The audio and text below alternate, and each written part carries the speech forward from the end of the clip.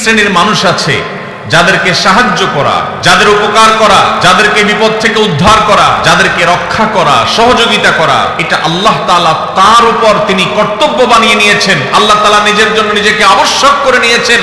সেই সৌভাগ্যবান তিন শ্রেণীর মানুষ কারা?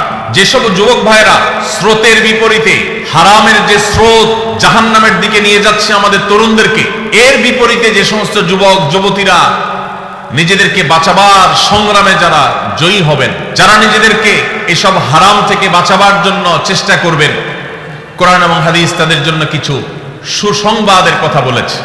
এর ভিতরে এক নম্বর হলো আল্লাহ রাব্বুল আলামিন সেই সব মানুষদের সাহায্য করাটাকে আল্লাহ নিজের উপর তিনি কর্তব্য বানিয়ে নিয়েছেন। যেসব মানুষেরা চরিত্রকে হেফাজত করে, বিবাহ করে চরিত্রকে হেফাজত করবার উদ্দেশ্যে তারা, আবু হুরায়রা রাদিয়াল্লাহু তাআলা আনহু বর্ণনা করেছেন, নবীজি সাল্লাল্লাহু আলাইহি ওয়াসাল্লাম ইরশাদ করেছেন, সালাসাতুন আলাল্লাহি আউনুহুম, তিন শ্রেণীর মানুষ আছে যাদেরকে সাহায্য করা, যাদের উপকার করা, যাদেরকে বিপদ থেকে উদ্ধার করা, যাদেরকে রক্ষা করা, সহযোগিতা করা, এটা আল্লাহ তাআলা তার উপর তিনি কর্তব্য বানিয়ে নিয়েছেন। আল্লাহ তাআলা নিজের জন্য নিজেকে আবশ্যক করে নিয়েছেন। সেই সৌভাগ্যবান তিন শ্রেণীর মানুষ কারা? নবীজি সাল্লাল্লাহু আলাইহি ওয়াসাল্লাম বলেছেন, তার মধ্যে এক নম্বর হলেন আল মুজাহিদু ফি সাবিলিল্লাহ, যারা আল্লাহর রাহে জিহাদে রত থাকেন, আল্লাহর রাহে যারা জিহাদে থাকেন, সেই মুজাহিদদেরকে আল্লাহ রাব্বুল আলামিন সাহায্য করা, সহযোগিতা করা, তাদেরকে আল্লাহ রাব্বুল আলামিন মদদ করাকে আল্লাহ নিজের জন্য কর্তব্য বানিয়েছেন। নাম্বার 2, ওয়াল মুকাতাব আল্লাযী ইউরিদুল আদা, যেই কৃতদাস মালিকের সাথে চুক্তি করেছে কোন নির্দিষ্ট অ্যামাউন্ট দিয়ে সে মুক্ত হবে, তার যদি সদিচ্ছা থাকে সেটি আদায় করবার, আল্লাহ তাআলা তাকে সেটা আদায় করার জন্য সাহায্য করবেন, আল্লাহর ওয়াদা আছে। নাম্বার 3, যেই ব্যক্তিকে আল্লাহ রাব্বুল আলামিন সাহায্য করা ওয়াদা আল্লাহর আছে, আল্লাহ তাআলা সাহায্য করাটাকে তার জন্য কর্তব্য বানিয়ে নিয়েছেন, তিনি হলেন আল্লাযী ইউরিদুল আফাফ, যে যুবক, যে মানুষ বিবাহ বন্ধনে আবদ্ধ হয়েছেন, তার উদ্দেশ্য তার চরিত্র যেন কালিমাযুক্ত না হয়, চরিত্রকে হেফাজত করবার জন্য যে বিবাহের পথ বেছে নেয়, নবীজি সাল্লাল্লাহু আলাইহি ওয়াসাল্লাম বলেছেন, এই বিবাহ করা মানুষ, এই চরিত্র রক্ষা করা মানুষ, এই বীর, একে আল্লাহ রাব্বুল আলামিন সাহায্য করা, তাকে অর্থনৈতিকভাবে বরকত দেওয়া, তার জীবনের সার্বিক কল্যাণ দান করা, এই জিনিসটা আল্লাহ নিজের জন্য আল্লাহ কর্তব্য বানিয়ে নিয়েছেন। ভাইরা আমার, তাহলে প্রথম সুফল, প্রথম উপকারিতার কথা আমরা জানলাম। যে সমস্ত যুবকেরা, যে সমস্ত বোনেরা তারা বিবাহের পথ বেছে নেন, হারাম পথ বেছে নেন না, আল্লাহ রাব্বুল আলামিন তাদেরকে চরিত্র হেফাজতের উদ্দেশ্যে বিবাহ করলে আল্লাহ তাআলা তাদেরকে সাহায্য করাটাকে আল্লাহ নিজের উপর আবশ্যক করে নিয়েছেন। নাম্বার 1।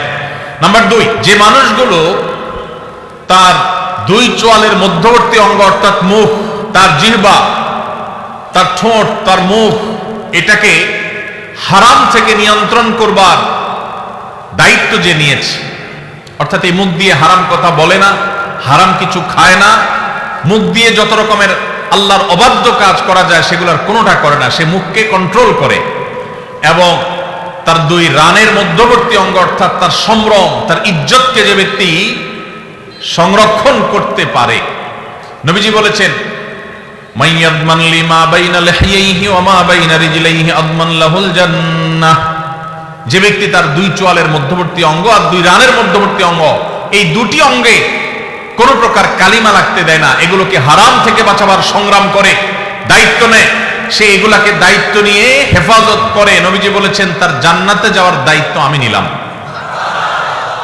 ভাইরা আমার, প্রিয় নবী সাল্লাল্লাহু আলাইহি সাল্লাম যদি কারোর জান্নাতে যাওয়ার দায়িত্ব নেন, তাহলে তার আর কোনো ভয়ের কারণ আছে? তার জান্নাতের পথ ঠেকাবার শক্তি কারোর আছে? এত বড় অফার, এত বড় সুসংবাদ অন্য কোন নেকামল করার ক্ষেত্রে সচরাচর পাওয়া যায় না। যুবক ভাইরা, যদি যৌবনের সময়টাকে কালিমা মুক্ত রাখবার সংগ্রামে আপনি জয়ী হতে পারেন, মনে রাখবেন এটা হলো আপনার সবচেয়ে বড় বীরত্ব, এটা হলো আপনার সবচেয়ে বড় বাহাদুরি, এটা হলো আপনার সবচেয়ে বড় পুরুষত্ব, কারণ আপনার মধ্যে কন্ট্রোলিং পাওয়ার আছে, নিয়ন্ত্রণ করবার ক্ষমতা আছে, যৌবনের তাড়না আছে, যৌবনের উচ্ছলতা আছে, যৌবনের স্পৃহা আছে, যৌবনের তাগাদা আছে, সেটা আপনাকে হারামের দিকে যেতে বলে। এবং হারামের দিকে যাওয়ার জন্য শত সহস্র অফার এবং সুযোগ আপনার সামনে আছে। এরপরও আপনি নিজেকে যদি নিয়ন্ত্রণ করতে পারেন, নিজেকে যদি আটকে রাখতে পারেন, হারাম থেকে যদি বাঁচাতে পারেন, তাহলে মনে রাখবেন আজ এই 2025-এর যে পৃথিবী, আধুনিক পৃথিবীতে এর চাইতে বড় বীরত্ব মুসলিম তরুণের জন্য আর কোনো কিছুই হতে পারে না। মুসলিম তরুণের সবচেয়ে বড় বীরত্ব, সবচেয়ে বড় তার সংগ্রামের জায়গাটা হলো সে তার ঈমান আমলকে হেফাজত করার পাশাপাশি তার চরিত্রকে কালিমা মুক্ত রাখতে পেরেছে। আল্লাহ তাআলা আমাদের যুবক ভাইদেরকে সেই তৌফিক দান করুন।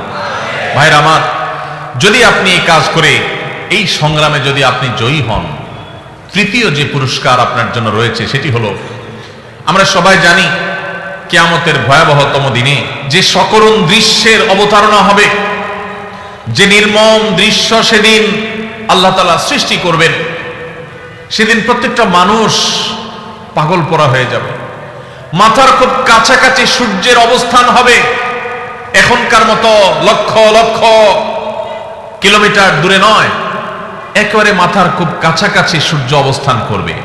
পুড়ে ছাই হয়ে যাওয়ার কথা, কিন্তু পুড়ে ছাই হবে না, আল্লাহ তাআলা ছাই হতে দিবেন না। মানুষ বেঁচে থেকে ছটপট করে করে আল্লাহর কাছে আর্তনাদ করতে থাকবে যে এই সূর্যের উত্তাপ, এই আগুন, এই কষ্ট, এটা থেকে মুক্তি চাই আল্লাহ, প্রয়োজনে জাহান্নাম দিয়ে দাও। তারপর না, মৃত্যুকে আল্লাহ তাআলা চিরতরে শেষ করে দিবেন। শুধু ভোগ, জান্নাতীদের নেয়ামত, জাহান্নামীদের শাস্তি, দুইটাই স্ব অবস্থান থেকে ভোগ করবে। এটা শেষ হবে না, মৃত্যু আর আসবে না। কিয়ামতের সেই ভয়াবহতম দিনে আল্লাহ রাব্বুল আলামিন সেই তরুণদের, সেই যুবক ভাইদের, সেই যুবতী বোনদের আল্লাহর আরশের নিচে ভিআইপি প্যান্ডেলে আল্লাহ রাব্বুল আলামিন ছায়া দিবেন, যাদেরকে কিয়ামতের কোনো কষ্ট স্পর্শ করবে না, কিয়ামতের কোনো ভয়াবহতা তাদেরকে পাবে না, কিয়ামতের কোনো ভয়াবহতা, কোনো টেনশন তাদের টাচই করবে না।